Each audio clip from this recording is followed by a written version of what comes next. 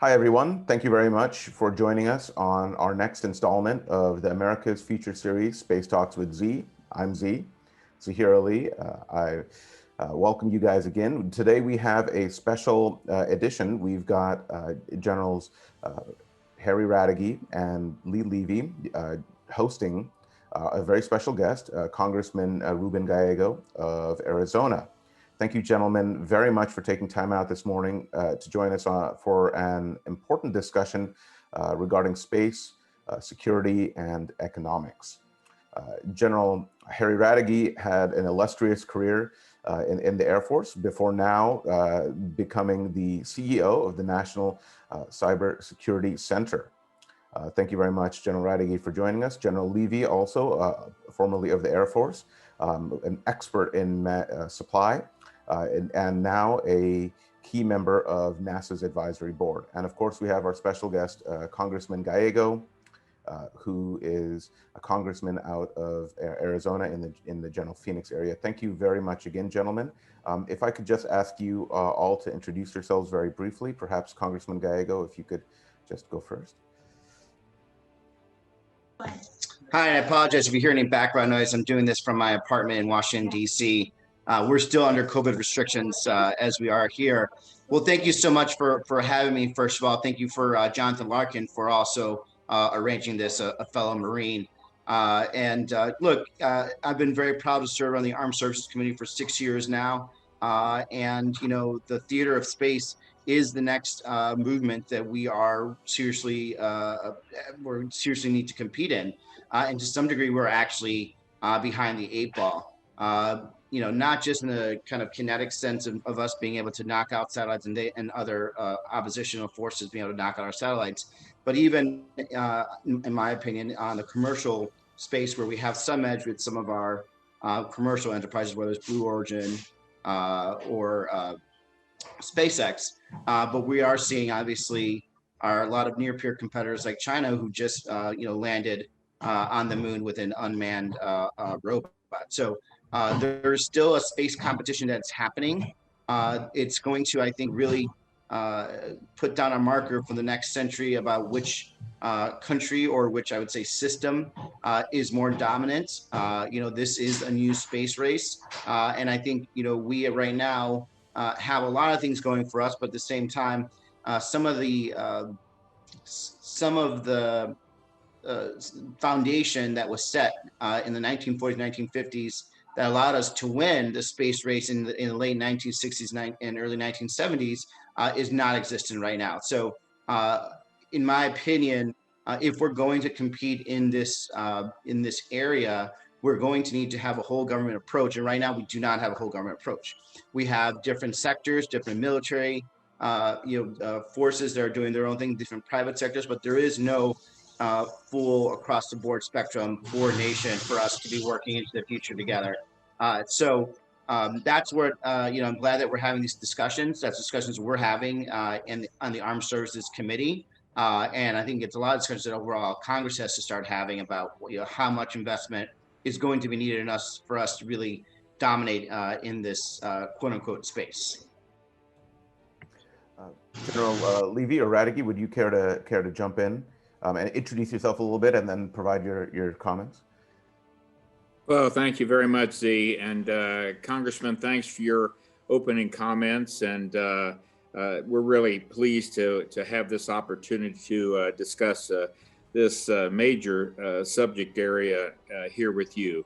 And before I begin any of my background, I just want to thank you for your service in the United States Marine Corps. In fact, I noticed that you were involved with 3rd Battalion, and I actually am an honorary member of the Vietnam 3rd Battalion, 3rd Marines. So I proudly, as an Air Force retired individual, I'm also proud of my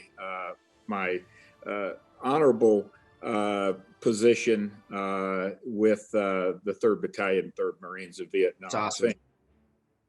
Let me just say a little bit about my background. I had 35 plus years in the military. And interestingly, I think 17 of those 35 years were in joint military assignments. So again, I got to serve with Army, Navy, Air Force, Marines, and even Coast Guardsmen, and of course the all-important civilian workforce in the military. When I retired from military service, I joined the Cohen Group. That's based there in Washington, D.C., and I'm still a member of the Cohen Group, starting my 16th year with them. And I also started full-time employment at that time with a company called Deloitte, Deloitte & Touche, and actually began the cybersecurity business that Deloitte built from the early 2000s and to what they enjoy today. So, and as Z mentioned earlier, I'm the newly elected CEO of the National Cybersecurity Center. So that's a bit of my my background, and I'll turn it over to General Levy at this time. Thank you. Well, good morning, Congressman. Good to see you again. I think the last time we ran into each other, we were doing push-ups in the hallway somewhere. I think I might have been on my way to testify to before one of your. Yeah, I have the photos still. Okay, how much is that going to cost me to keep those? Oh, no, those got to make the website, gentlemen. We look good. We look good. Don't worry. But it's good to see you again. Thanks for all that you do for the 7th District. I know that you have a ton of demand signal on your time that keeps you busy every single day. So thanks for being willing to serve the nation. You know, when I was still in the uniform, I had locations in 25 states, and I would call all my representatives and senators and say, hey, thanks for serving it, because what we find is that oftentimes people don't realize that it really is a labor of love if you run for office and serve at the national level. So thanks for doing that. Just as a refresher, 34 years in uniform for me. I was a commercial pilot before I came in. I kind of got that backwards, right? Most guys want to do their military time and then go be a commercial pilot. I got it out of my system earlier in my life, and then went into the Air Force. Spent 34 years doing ops, logistics, sustainment, supply chain, owned the global supply chain for the Air Force and NASA. When I retired a little over a year ago, started my own company. I'm on the NASA Advisory Council, so that's their board of directors. So I spend a lot of time with Jim Bridenstine and his team. On the board of a couple of companies, and I'm on the Oklahoma Governor's Aerospace Council. And just sort of in honor of you and everybody else this morning, I love the smell of rocket fuel in the morning mug that I brought out on one side, and NASA on the other side. So we appreciate the time that you made for us, particularly given all that's going on here at the end of the session. And we have a number of questions and areas we'd like to dive into. So if there's something you don't want us to talk about, warn us now, because Harry and I have a number of things that we'd like to chat with you about. Great. I think let's jump in. Good to see you again.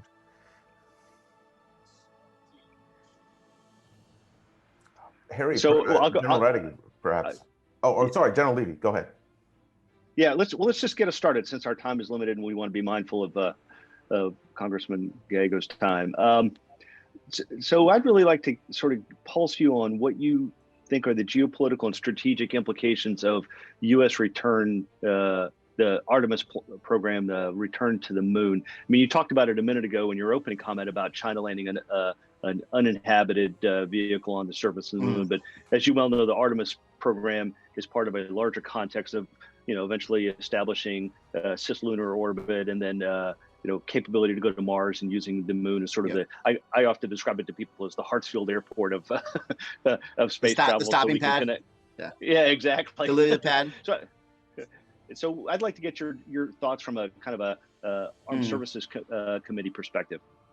Well, for Armed Services Committee perspective, I mean, I'm not so focused on us getting back to the moon. I'm more focused on us having deep space capability, and in some regards, maybe using the moon as the focus to actually get people to look at the shiny idea and go towards it. That there may be value to that, but I would be more interested in making sure that we're putting the proper investment in R&D as well as public-private partnerships which I think we have to, because we're so far behind the 8 ball with the SpaceX of the world, with the Blue Origins of the world, in order for us to be able to compete both on the commercial side as well as the military applications that come with us going to space.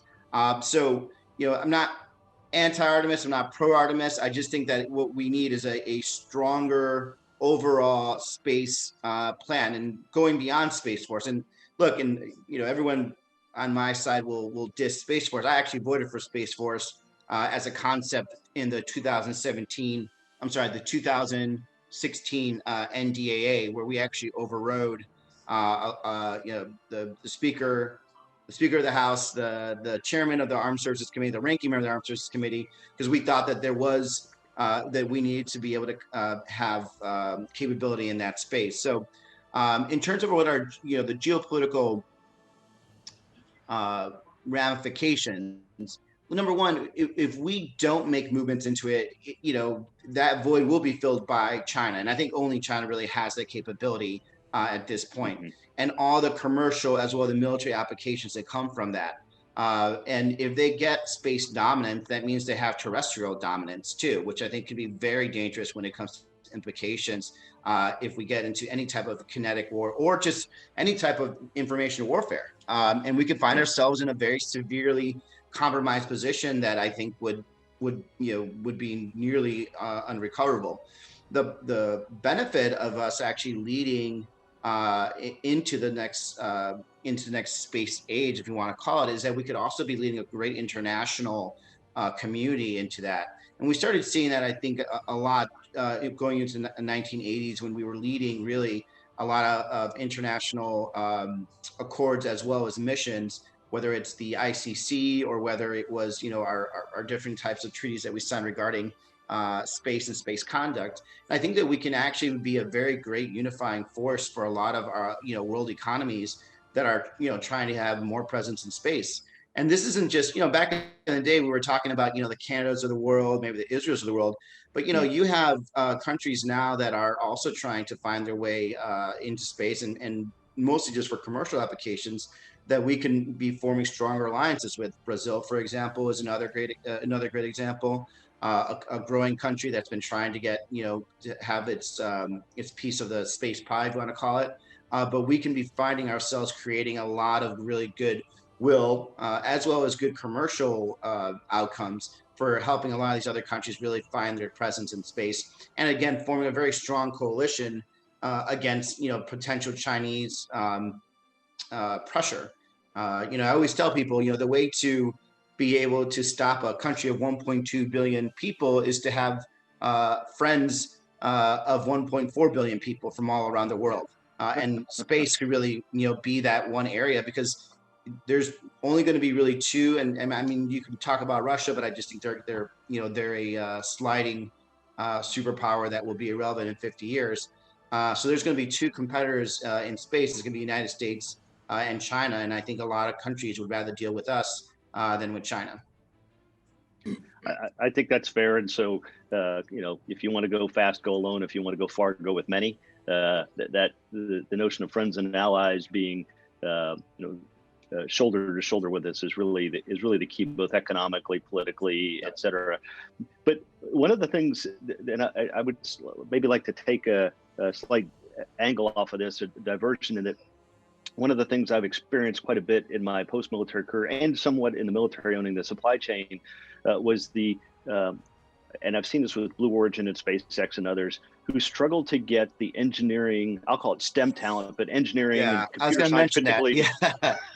Yeah. And so if we think about a national economic competitiveness, much less space competitiveness, but Sure. If we think about those two things as being connected, I'd like to get your thoughts on that, because it seems like, at least through my military and civilian experience, we as a nation have not seemed to move the needle as much as I think we need to. When I kind of mentioned that in my intro, that some of the structural things that occurred in the 1940s and 1950s allowed us to win the space race. And there's two things that we did. Number one, we brought in some of the smartest immigrants from all around the world to help us win the space race. And number two, we had a very heavy investment in public education, particularly in math and science, and particularly right after Sputnik. When there was this national reaction, this national coalition that gathered to like, oh my God, we just lost to the Russians. I remember hearing the joke, like they can't even make a good washer and dryer, but yet they got into space. What's wrong with our country, right? So right now, the problem that we have is, in order for us to actually win that race, we're going to have to first win the race of the brains, right? And who's got the smarter brains? The benefit that we have as a nation is that we could import brains from all over the world. China will not do that. If anything, they'll try to just steal whatever our smart brains, create. But right now, there's been this overall recently. There's been this overall movement to be, I would say, anti-immigrant, and not just anti-immigrant to the people that are the cooks, the cleaners, the carpenters, but even now to our tech and tech engineers. And trust me, I see emails all the time about how we're importing cheap engineers. Well, the fact is, we just don't have enough engineers. We don't produce enough engineers.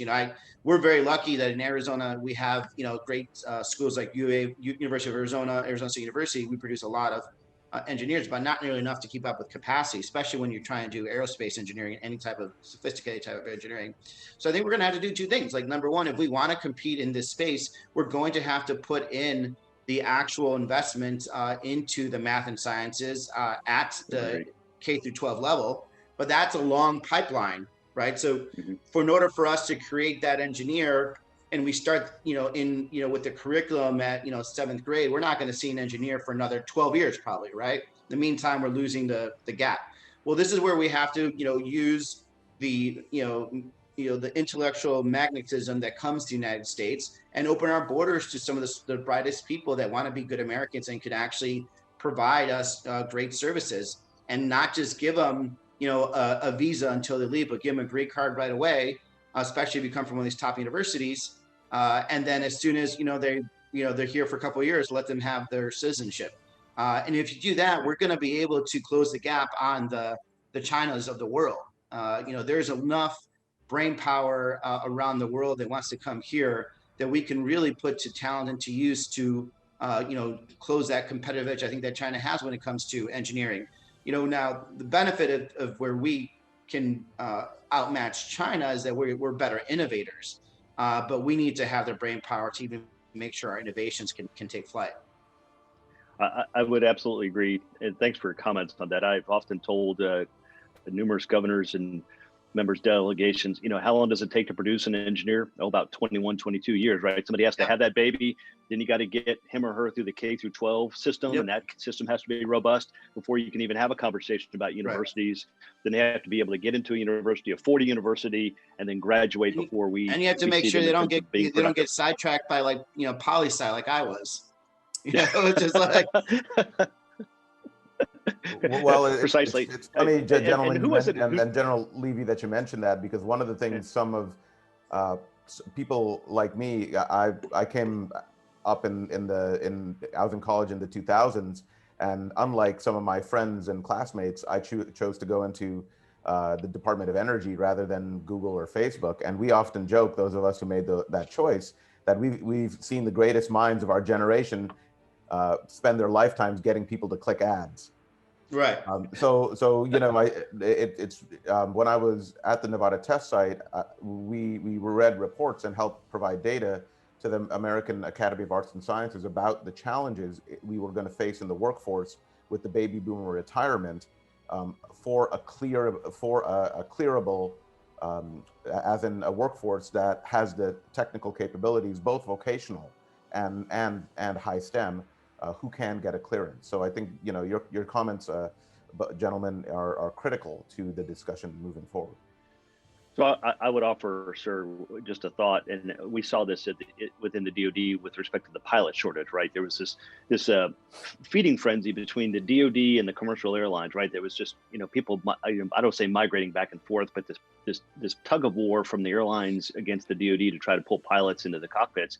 But in reality, it was a zero-sum game, right? It was a fixed capacity or fixed pool of people with an ever-increasing capacity, and so I know what a lot of leaders thought was that we needed a national level solution to try to raise the overall waterline of pilot production for both commercial and military use. I think there's an analog here for the engineering piece of this, because I think sometimes individual communities and states may not be able to or want to generate the wherewithal to do that, and then you get this very uneven result, which I think from a national economic and obviously space perspective puts us at a disadvantage a little bit. And I remember when we were starting the space flight program, somebody once said, about the immigrants that were doing U.S. space flight and rocketry, our Germans are better than their Germans. Right. Which plays, directly to your point about you got to grow your own talent while you bring in talent, and it's not an either or, it's an and between those two phrases. And that also will include, by the way, we're going to have to figure out, how to bring in Chinese scientists that want to be here and be Chinese Americans and use their engineering wonders. And in the past, there's been a lot of stigma in that area. So there needs to be obviously some safety classified protocols. But at the same time, we can't deny that there's also a big brain wealth, a big brain bank over there that wants to come here that we can use instead of the Chinese using. Amen. Well, let me jump in here. This is Harry Radeke, and Lee, with his initial question, launched us straight into space. I'd like to bring us back down to Earth a minute and explore the competition for space organizational basing here on Earth. I know that there are a number of states now that are competing for the basing of U.S. Space Force organizations and major headquarters activity, U.S. Space Command, etc. As a matter of fact, I read in the news just today that tomorrow there's going to be renaming of 2 Florida military bases that we are very familiar with. Patrick Air Force Base will become Patrick Space Force Base, and Cape Canaveral Air Force Station will become Cape Canaveral Space Force Station. So, Congressman, I was wondering if you could share with us today Arizona's current capabilities with space-oriented activity and what you envision in the future. Well, there's a bipartisan group of members of Congress, and I think also Senator Sinema and former Senator McSally that joined to try to actually create one of those space, I would say, station/headquarters here, because we do have some great capability. Number one, we have Luke Air Force Base, which is just an amazing amount of talent that's just there, as well as infrastructure. We also have a very strong aerospace engineering industry here, both on the military applications and non-military application side, mostly based here in Maricopa County and down in Pima County. And then lastly, we have a really good corridor for study of space capabilities, as well as just flight capabilities that have almost zero signal interference, specifically going from Fort Huachuca all the way down to Yuma. This is kind of reminiscent of when we were trying to fight for the drone, one of the drone capability areas during the DoD, something that I still don't know how we lost, because we certainly are, I think, better than many of the other places that got it. But all said, if you look at what we have in terms of our military installations, you have Yuma Proving Grounds is also going to be very important to this. You have our aerospace engineering companies, our military business companies, and then you have the brain talent that's coming out of ASU and U of A that are already producing a lot of engineers, as well as U of A already has a telescopic program. All wrapped together, we're definitely better than places than, like, for example, Florida. Florida's got a lot of institutional advantages. That's where things have been going. But, we produce more, I would say, engineers than Florida. They're a bigger state. So yes, they produce more aggregate, but per capita, we're producing more engineers, and our engineering schools are better. And with our proximity also, I think, to places like California, Nevada, New Mexico, that also have a lot of space capability, there is actually a really good regional area that I think could be extremely competitive. Even, New Mexico back during Bill Richardson's governor's age was trying to also become a spaceport right out there with White Sands National Laboratory. But It is not that quick. It's not that long of a ride on a small rocket between White Sands and Yuma Proving Grounds, right? And you could actually do that here in Florida. You're not going to be able to do that type of capability, except going out into the ocean. So, a lot of it ends up being politics. I think there should be, this is my opinion, but obviously I think bigger minds are going to have to get together. I think there should be a regional conversation between the Southwest states, Colorado included, by the way, that I think could actually have better leverage over, the Floridas of the world, who obviously have done great work, but there's no reason why they need to monopolize the future. If I may jump in with, oh, sorry, General Reddy. Background and also the capabilities that Arizona has, and how you see the future going forward. And I think also your political science degree is going to come in valuable here with the politics as you describe, as we as our nation goes around and does these different investigations on where the best places might be to permanently house some of these organizations. I wanted to follow up just very quickly. We've been around long enough to know that we've operated in the domains of air, land, and sea. And of course, we've described the fourth domain as space, which we've been talking about.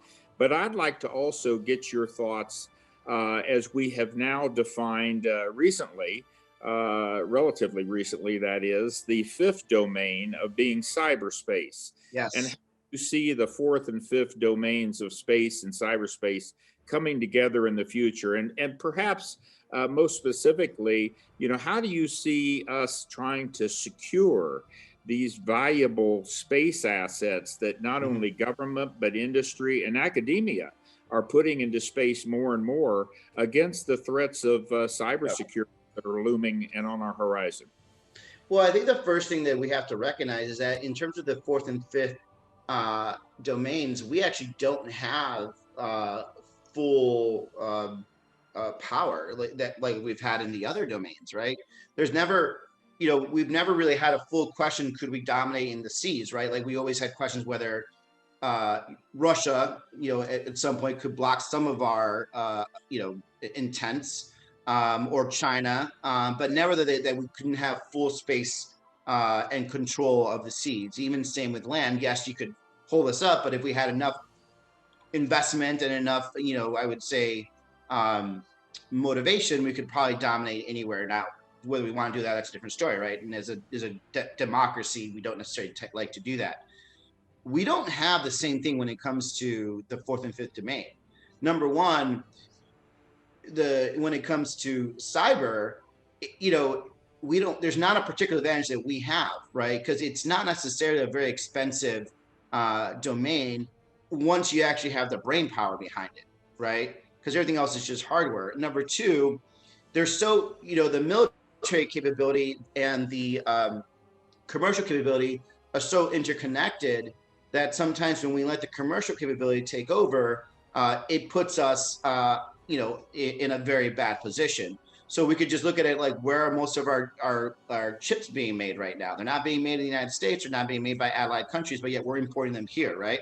Let's look at the future of 5G, for example, right? If Huawei has full dominance over the 5G, the next revolution to 5G, we're going to have a very big problem.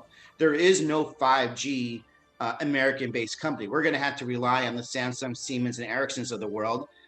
Luckily, those are great countries that we're great allies with, but we're going to rely on them to actually somehow get some competitive edge against Huawei, who already has a $1.2 billion market and growing. And so in order just to compete in the cyberspace, number one, as I said before, we need the brain power, but we're going to actually need to have a real national conversation about the assets that are being produced overseas that we need to have here, or being done by a trusted partner. For example, Taiwan, I think, is a great example where we should be basing more of our semiconductor production, if it's not going to be in the United States, somewhere we trust, Germany, places like that. And so there needs to be And actually, by the way, that is happening in Congress. Myself and a couple of Republicans are leading the 5G conversation with both internally with our American companies as well as even with our allies, making sure that they're keeping 5G out of their critical communication infrastructure, especially when it comes to military applications. So that's one area that we need to recognize that we just don't have dominance in, and it's easy for someone like China ramp up against it. I'm sorry, I'm obsessed with China, but really that's the only near peer competitor we're going to have for the next 50 years. And again, I think Russia is a sliding country that will eventually become irrelevant. If Russia didn't have, just to be provocative, if Russia didn't have nuclear weapons, it would be considered like a Brazil of the world. Big country, a lot of resources, but certainly not a threat. Now, when it comes to our space domain, we do have some advantage here because it is expensive, and we have infrastructure that's already there. But we don't really have a national goal. We have a national idea of what was supposed to happen. We're supposed to be space dominant because we're Americans. We're always supposed to be space dominant, but there is no understanding of what the end goal is and so what does that mean? We want to make sure that we can safely put up our satellites and safely take information from our satellites and bring them down, that we could safely, send men and women or non-men and women to explore space and bring back whatever we feel we need without interference from another country. That's what I think it is. But the fact is that I'm coming up with the fly is even scarier. There is no space mandate that we've created as a country. There's no direction that we've created as a country. China has a direction. They have a mandate to basically dominate in space because they believe that is the next, that's going to be what can control their future. So we as a country need to have that direction, that idea. And I think, you're going to get that in future national defense strategies, but it's not there right now. And that's a bigger problem. Thank you. Hey, So if I may jump in with one kind of question, so far we've covered a large variety of subjects from geopolitical, and it seems like they break into something supply, cyber, space. One thing that maybe we just might want to think about, and this is more of a question to Congressman Gallego, is how do you see the interplay between moving forward between the commercial sector and the government sector, whether it's defense or semi-civilian like NASA? Back up real quick, Z, and can you back up and just start the question again, because I only got the second half. Oh yes, sir. Sorry. So we've covered a lot of ground, both in this topics such as space, cyber, and supply, as General Levy talked about, both supply in terms of talent and in terms of hardware, as General Radiguet mentioned. One question that I thought might be interesting to also consider is do you see the interplay being between the commercial sectors and the government sectors, defense and semi-civilian, such as NASA, and where the breakdown and where the highest and best use of both is? Because NASA is choosing to commercialize a lot of capabilities like launch, which are fundamentally being commoditized. It's democratized as commoditized, right? We went from $2,000 a kilogram to orbit, sorry, $20,000 a kilogram to orbit to $2,000 a kilogram to audit. And so that can be, that's been a game changer. So we can commoditize launch. Where do you see us commoditizing things and moving them commercial in the future, perhaps? And where do you feel the government, defense, and NASA perhaps should focus?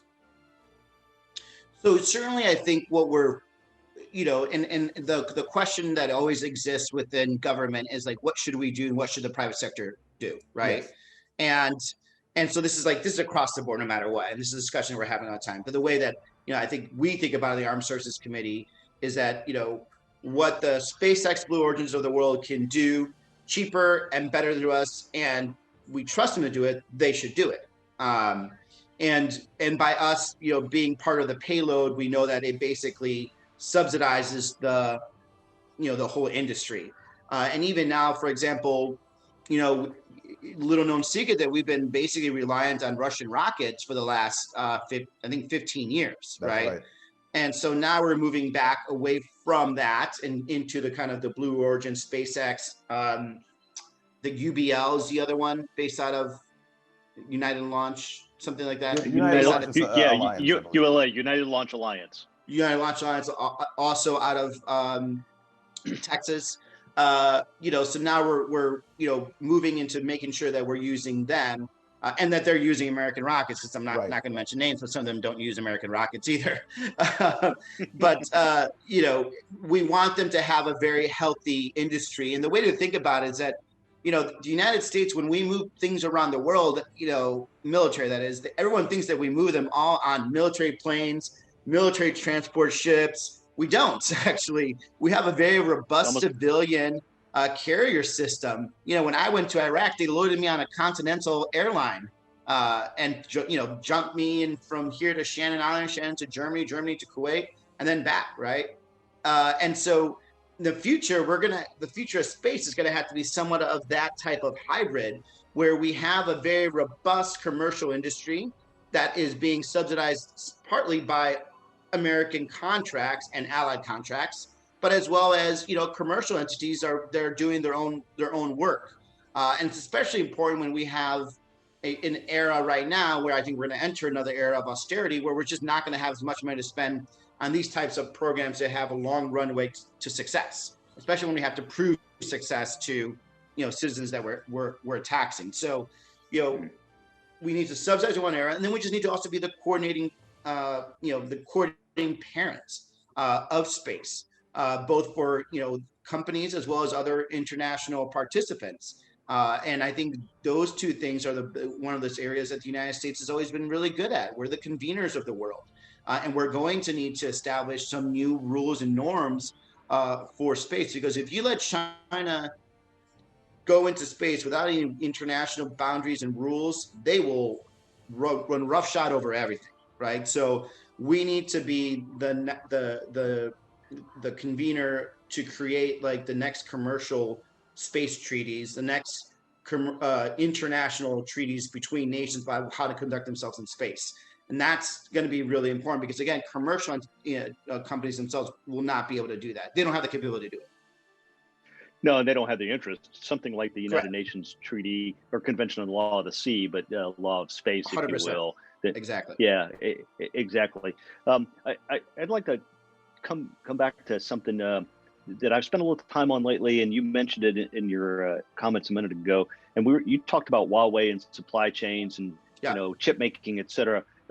Oftentimes in space we get very obsessed with the last tactical millimeter, which is the satellite or the object that's on orbit, the last piece of hardware. But I think we all collectively agree that having a successful object in space involves an entire ecosystem of things on the Earth, which are subject to cyber vagaries, right? They play in the cyber universe, they play in the fifth domain, but eventually it turns into a piece of hardware, or whether whether it's a computer or an airplane or a truck or anything, and one of the things that I've noticed from recent experience working on medical supply chains during this pandemic, and I was the Ebola lead on the Joint Staff a few years ago, is that I think from a national level, our thinking about supply chains, what is important to us industrially, medically, security-wise at the national level, and then what do we do about that from a policy and funding perspective? I think that's a conversation that's probably worth having to understand before we get surprised by the inability to have access to something that we find really, really dear. Or worse, we find out that our adversaries have bought all the precursor materials from mines in other parts of the world, and we are no longer have access to that. Have you or any of the conversations that you've been involved in circled around any of that kind of conversation of national level policies that involve that kind of thinking? So a lot of the Huawei policy that you find in the NDAA for the last couple of years has been my language, basically. But then there's also, for example, in this NDAA, a very strong language when it comes to chip.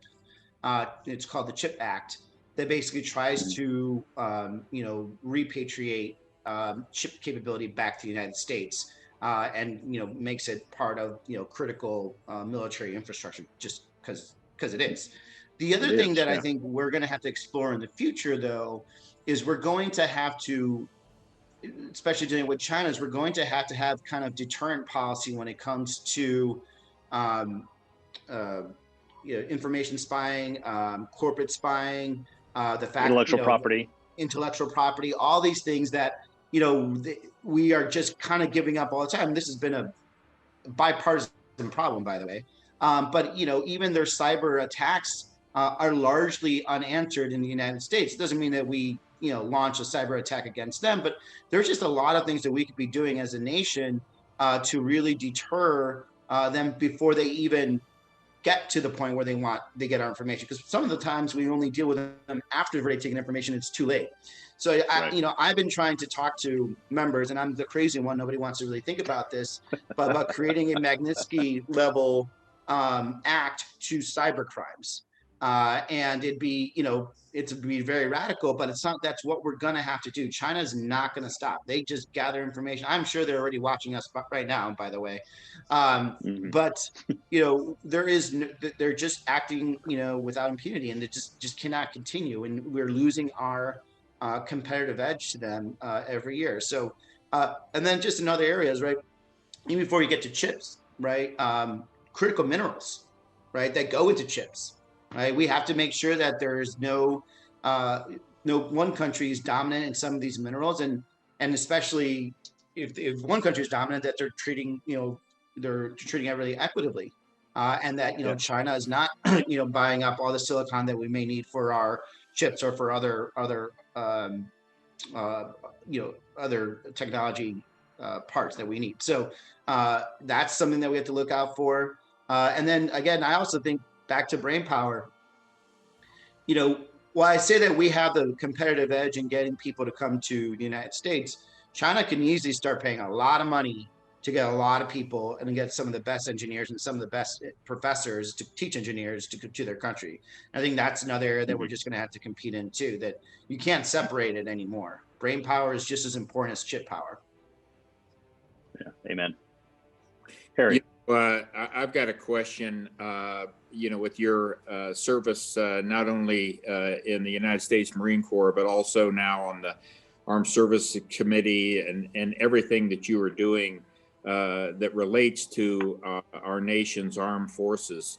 I wonder if you could give us your thoughts on, do you see any major shifts with the armed forces as it applies towards space in the future? I noticed just a week or so ago that the first Space Marines were being assigned to U.S. Space Force. So now that's an interesting twist. The history of the United States Marine Corps. But I wondered if you could give us your thoughts, sir, on that. And I apologize. I'm going to have to go after this. I have to jump onto another Zoom. Look, I think, intent follows budgets. And when some of these services see a new budget arrive and see more money going into the future, they're all going to try to follow the money one way or the other. Much like there's a lot of every service has some cyber capability, in case we all notice now. The same thing is happening. It's going to be happening with space. And to some degree, that's good because you have competition. To some degree, it's bad because you have redundancy, which in some way, this is why, Space Force itself is actually a very good intent. So the Air Force clearly has the lead on this in terms of being the nearest thing to a true Space Force right now. The Marine Corps always wants in on some action, but I just don't see it being a long-term thing. I mean, the Marine Corps itself is going through a massive revolution that has not been seen since World War II. And so any type of insertion into, for example, Space Force, I think is probably momentary or at best symbolic.